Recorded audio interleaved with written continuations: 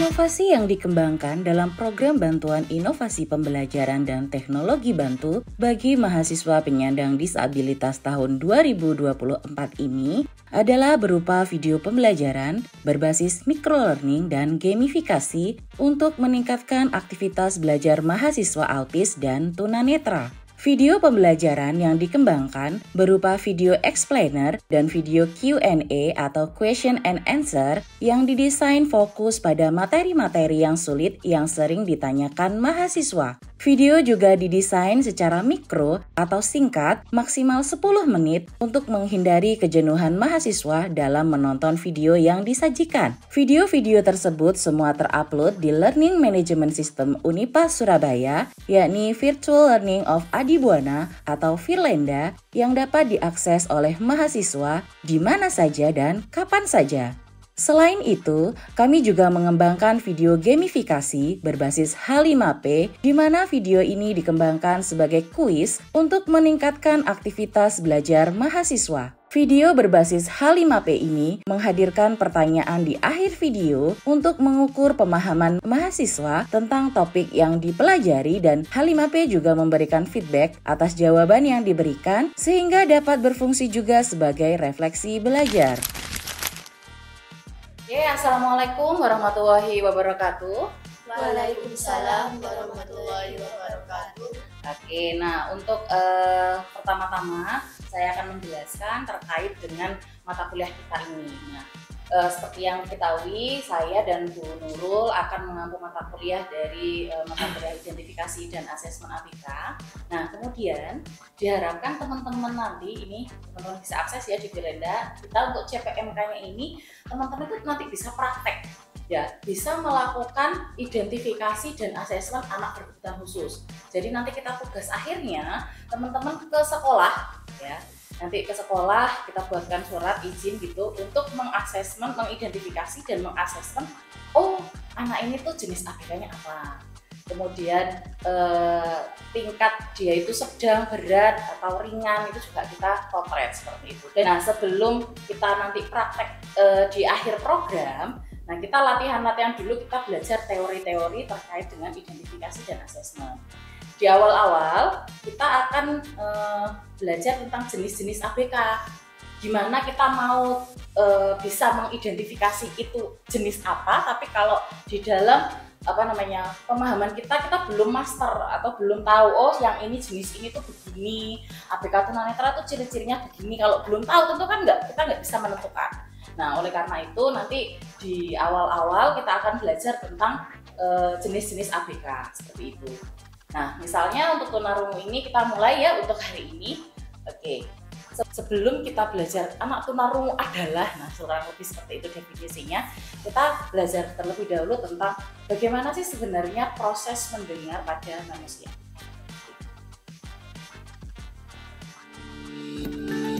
Proses mendengar diawali dengan suara yang ada di sekitar, berupa getaran atau gelombang. Oke, demikian tadi adalah proses mendengar pada manusia. Nah, sebagai PR ya, sebagai PR tugas di rumah, ya nih silakan teman-teman nanti menggambar. Saya maunya teman-teman menggambar manual. Menggambar manual, kuping ini digambar ya, gambar, kemudian ditulis bagian-bagiannya. Nah, ini kenapa? Biar teman-teman teringatnya lebih dalam. Kalau cuman nyarinya di Google terus dikumpulkan itu proses belajarnya jadi kurang. Jadi kemudian selain itu di dalam perkuliahan kita, nah sebelum itu ada praktek-prakteknya atau istilahnya kuis-kuisnya ya. Kita latihan dulu di sini di kampus biar nanti benar-benar sudah ada pemahaman baru ke sekolah. Nah ini contohnya melalui kuis di sini. Hai teman-teman, tebak ya siapa dia? Namanya Doni. Ia bersekolah di sekolah luar biasa. Jenis ABK apakah dia?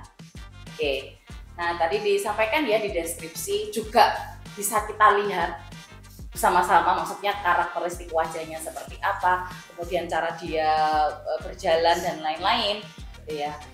Jenis yang mana? Yang tunarungu slow learner, tunagrahita, tunanetra, autis atau tunadaksa?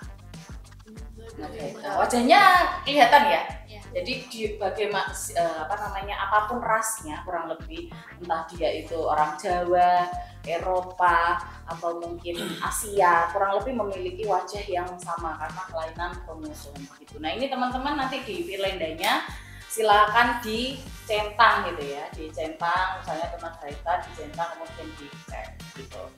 Oke, betul. Jawabannya benar ya, seperti itu. Oke. Nah, kemudian, intinya di mata kuliah kita ini, teman-teman selain kita perkuliahan seperti ini, tatap muka atau mungkin tatap maya melalui Zoom yang sinkronus, teman-teman misalnya miss informasi, oh tadi aku pas ngantuk dijelaskan sama Bu Ana pas ngantuk misalnya. Nah, teman-teman bisa kembali belajar melalui Finlenda kita. Jadi di sini ada beberapa video pembelajaran ya, yang misalnya teman-teman tadi nggak fokus ya, pas lapar, pas ngantuk, nah bisa dipelajari ulang. Di sini banyak video pembelajaran yang membahas tentang topik-topik yang kita bahas ya, seperti itu. Jadi teman-teman bisa belajar mandiri sendiri gitu ya di Finlandanya kita. Itu ini salah satu contohnya ya. Gimana? Oke teman-teman semuanya, masih di sesi Q&A atau question and answer. Nah, kita saat ini pada tahap mempelajari anak dengan hambatan pendengaran atau tunarungu. Nah, ini ada salah satu pertanyaan dari teman-teman semuanya ini, bagaimana cara mengidentifikasi anak tunarungu? Kurang lebih. Nah, kemudian untuk misalnya lebih detail untuk lihat secara dalam terkait materinya ya, tadi yang video yang bentuknya landscape seperti ini ya. Jadi ini berisi kuliah ya, yang mahasiswa baru yang dicek lagi, kok dia kalau lihat sesuatu kok deket banget gitu ya, misalnya dia ini nih, nah seperti itu. Oke ya. Nah, kemudian kurang lebih itu terkait dengan mata kuliah kita hari ini. Harapannya selain teman-teman belajar teori ya, belajar teori di kelas, kemudian latihan beberapa kuis yang ada di Finlanda ya, baik juga kita diskusi seperti ini, nanti sebagai bekal teman-teman siap untuk terjun ke sekolah gitu ya. Oke, kemudian jangan lupa tadi PR-nya dikerjakan ya. PR-nya dikerjakan di rumah dan juga kuis-kuisnya dikerjakan ya, karena kan biar tahu jawabannya benar atau tidak, kemudian juga saya dapat mengetahui kemampuan teman-teman itu sudah paham atau belum terkait materi yang kita bahas. Oke, mungkin kali ini cukup, sampai jumpa minggu depan ya. Terima kasih. Wassalamualaikum warahmatullahi wabarakatuh.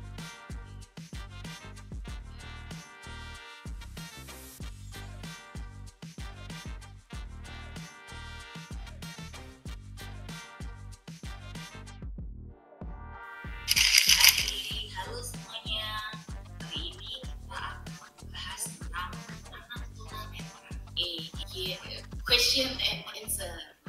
Untuk Q&A kali ini kita akan membahas tentang anak tunagrahita. Anak tunagrahita, pertanyaannya adalah ini sama-sama. Nah, untuk pertama sebelum kita kayak fokus ke pengertian tunarungu, kita akan bahas tentang terminologinya dulu nih. Nah, ini. Oke, gimana teman-teman, sudah siap dengan kuis selanjutnya? Jadi kalau kemarin kita bahas nani, hari ini kita membahas namanya siirah. Nah, berbeda dengan nani yang hanya kesulitan di mata pelajaran matematika, ini mau dinaikkan kelas atau tidak. Nah, menurut teman-teman, siirah ini jenis tarikannya apa ya?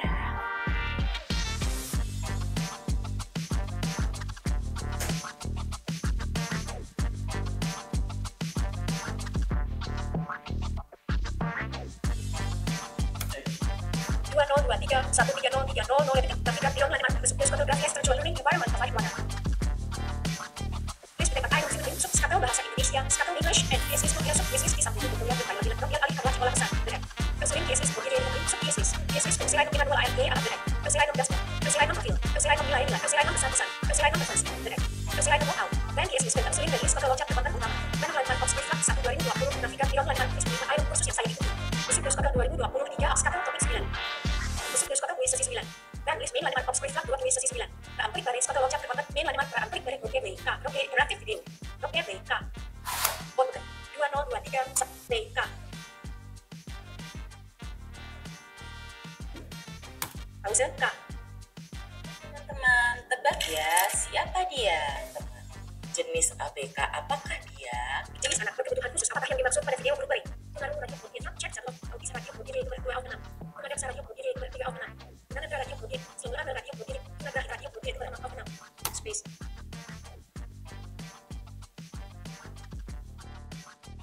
Ya, tadi udah akses kan video sama kuis yang dari Firlanda.